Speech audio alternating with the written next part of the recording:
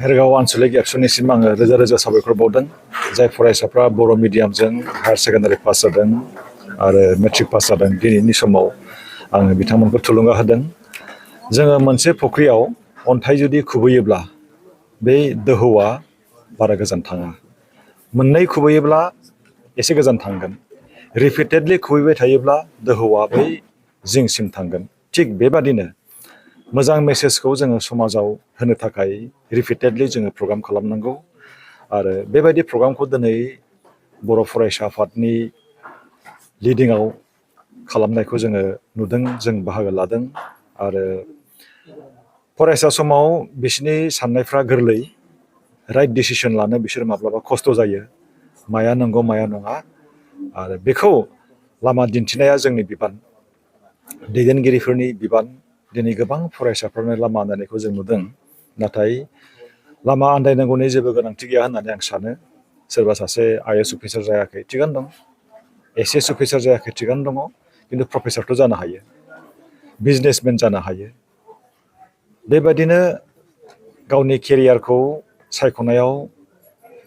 गोरों गोराफोरनि मोनसे guidance and counselling बेनि गोनांथि जायो आरो दिनै नैबे हाबाफारियाव आङो फरायसाफोरखौ बेखौनो थुलुंगा होदों जर'खायै साइक'लजिनि बाथ्राखौ आङो बुंदों जे गावनि गोसोखौ जोङो बोरै कन्ट्रल खालामनांगौ जोंनि अभार थिंकिं डे ड्रिमिं बेफोरखौ जोङो बोरै मेनेज खालामनांगौ बेनि सायावनो आङो बाथ्रा बुंदों आरो साफ्रोमबो फरायसाफ्रा गोसो होथाब होथाब खोनासंदों आं जोबोर गोजोननाय मोन्दों आरो आङो बुंगोन जे जोंनि बिमा बिफानि बोसोन फोरोंगिरिफोरनि बोसोन बियो जाहाथे दैयाव थाङा जोंनि बिमा बिफाया जोंनिफ्राय सिगां जोनोम जादों बिसोरनियाव बांसिन गियान दङ आरो बिसोर बांसिन रोंगौ बेनिखायनो जोङो खोनासंनांगौ फंसे रावावनो देरहासारनि मोन्थोर दङ नुयो जोङो बिजाब फरायालासेनो सोर पाइलट जानो हादों सोर डक्टर जानो हादों रावबो हायाखै बुहुमा ओरैबायदि सोलायदों सिगांनि गोरलै थासारिया दा गैलिया दा दिनै सासे फरायसाया सासे जुदि इन्जिनियार जानांगौब्ला जि एग्जामिनेसना आरो साफिसियेन्ट नंला जि एडभान्स होनांसिगोन डक्टर जानो थाखाय निट परिखा जाब्लानो निट परिखा पास जाब्लानो एडमिसन मोनगोन बेबो नंला माने रिजाल्टआ एक्सेलेन्ट जानांगौ दा बेनि थाखाय बेसेबां खस्थ' खालामनांगौ बेखौ जों बयबो बुजिखानांसिगोन आरो लेखा फरायनानै जोङो गावनि जिउखौ जोङो हेल्दि लाइफ स्टाइल जोङो खालामनो हायो फरायसाफ्रा जुदि एक्सेस सम दङब्ला आड्डा मारिनायनि एक्सेस सम दङब्ला बांद्राय उन्दुनानै बै एक्सेस समखौ गांसे बिजाबनि पेज मोनसे फराय गियान मोनाब्ला आंखौ बुं दिनै बिजाब फरायनानैथ' मानसिफ्रा गेदेमा जादों गांसे बिजाबखौ सासे मानसियाल' लिरो खिन्थु बेयाव रोजा रोजा सुबुंनि गियान दङ दा बेनिखायनो फरायसाफोरखौ आङो बुंदों बिजाब फरायनाय जि मोनसे कालचार बेखौ बावगारनो नाङा बिजाबखौ बुथुमनानै लानांगौ आखायाव कलम लानांगौ आखायाव बिजाब लानांगौ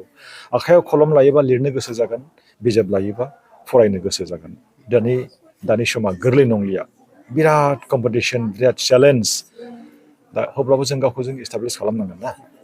बयबो फरायसाफोरनिसिम आङो बेस्ट उइसेस हरदों थेंक इउ लानानै मानसिया दिनै UPSC एग्जाम पास जादों मबाइल नायनानै दिनै मानसिया इंराजि सोलोंदों मेथामेटिक्स सोलोंदों आंनि मेगनाव साइन्स सोलोंदों मेट्रिकखौ बिराद मोजां रिजाल्ट खालामदों बेबायदिबो खालामनो हायो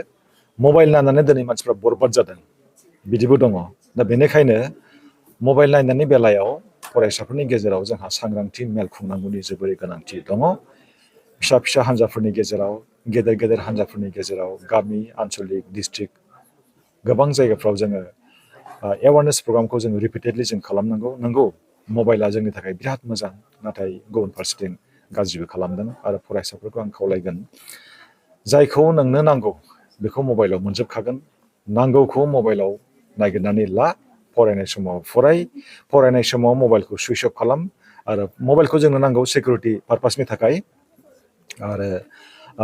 बांद्राय अभार स्क्रिनिं खालामोब्ला जोंहा मेगनाबो डेमेज जागोन गोसोफ्राबो डेमेज जागोन टाइमाबो जोंहा नस्थ' जागोन दा जोङो बुंनोबो हाला मबाइल दानाय मबाइल दाबाय जों बुंनोबो हाला आरो फरायसाफोरखौ आं खावलायगोन सोरनिबा न'खरा बिराद गोरिब मबाइल बायनो हाया बैबादि फरायसाफ्रा जाहाथे गावनि बिमा बिफाखौ प्रेसार होआ दुखु मोनहोआ बेखौ आङो खावलायगोन खारन मबाइल गैयाब्लाबो मेट्रिक परिखा पास जानो हायो मबाइल गैयाब्लाबो नोङो अफिसार जानो हायो बर' मिडियामनि मडेल स्कुल जुदि सोरखारा खुलियोब्ला मोनफ्रोमबो जायगायाव गेरेन्टि दङ बेयाव जोङो बर' मिडियामाव गथ'फोरखौ जोङो एडमिसन होगोन मडेल स्कुल जाय स्कुलाव इनफ्रास्ट्राक्चारनि मोजां जाय स्कुलाव मेनेजमेन्टनि मोजां जाय स्कुलाव हाइलि क्वालिफाइड टिचिं स्टाफनि एपइन्टमेन्ट बैबादि स्कुलावथ' निश्चय होखागोन जोंनि मेगनाव जों जुदि नुयोब्ला जे मोनसे बर' मिडियाम सोरखारि स्कुल बेयाव फोरोंगिरि गैया जिरायग्रा गैया बेयाव आं मानो होनो नङा होनबा बे मोनसे खोथा फैबाय दा बेनिखायनो आं मिजिंथिदों जुदि मोनसे मोजां रोखोमनि मोनफ्रोमबो आनसलिक लेभेलाव जुदि खुलिनो हायोब्ला इंराजि मिडियामा जेरै दङ बेबायदिनो जुदि बर' मिडियामखौबो खुलिनो हायोब्ला मोनसे मडेल स्कुल आं दिल्लीयाव सप्तासे थांदों सप्तासे आं बेरायदों दिल्लीनि जेसेबां गभर्नमेन्ट स्कुल दङ आं सप्तासे बेरायदों बै समाव ओरैबायदि मोनसे थासारिमोन जे गभर्नमेन्ट स्कुला थैहां बरबहां एडमिसनखौनो लाला नाथाय ओरैबायदि उल्था जाबाय प्राइभेट स्कुलाव दाना रावबो एडमिसन लाला खालि गभर्नमेन्ट स्कुलावल' लासै दिल्लीयाव मानि थाखाय इनफ्रास्ट्राक्चारा ओरैबायदि मोजां बिसिनि बाथरुमाव जों ओंखाम जानो हायो ओरैबायदि साखोन सिखोन आरो बिसिनि सिस्टेम टिचिं स्टाफ मेनेजमेन्ट आरो एसएमसिनि मेम्बार्सफ्रा बिसोरो प्राउड फिल खालामो बिसोरो मोनसे आइ कार्ड लायो एसएमसिनि मेम्बारफ्रा जे आं उमुक स्कुलनि मेम्बार बिसोरनि गेटआव बिसोर नेम प्लेट लिरनानै लायो XYZ मेम्बार एसएमसि उमुक स्कुल बेबादि मोनसे डेडिकेसनखौबो नांगोन दा बिदिबा जों सोलायनायखौ जों लाबोनो हागोन आरो बेखौ बिटिसि सोरखारा मावफुंनांगौ होननानै आं सानो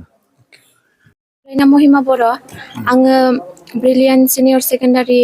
स्कुलाव फरायनानै आङो HSS आनजादाव 80 जौखोन्दोखौ मोननो हादों आरो आं बे जौखोन्दोखौ लानानै भेरगाव दख'रा बर' फरायसा आफादजों आङो बरायजादों आरो बरायजानानै आं गोजोननाय मोनदों गोजोन्थों आङो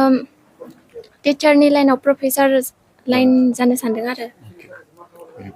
बेनिखायनो एसे हार्ड खालामनांगोन खुलुमबाय आंनि मुङा थुरायना अनारि बसुमतारी आङो ब्रिलियन्ट सिनियर सेकेन्डारि खैराबारि स्कुलनिफ्राय 76% लाखिनानै उथ्रिसार जानो हादों आरो दिनै आं जोबोर गोजोननाय मोन्दों भेरगाव ओनसोलनि एबसुआ आंखौ बरायनो थाखाय आरो इयुनाव आङो नाजालांबाय थागोन मोजां खालामनो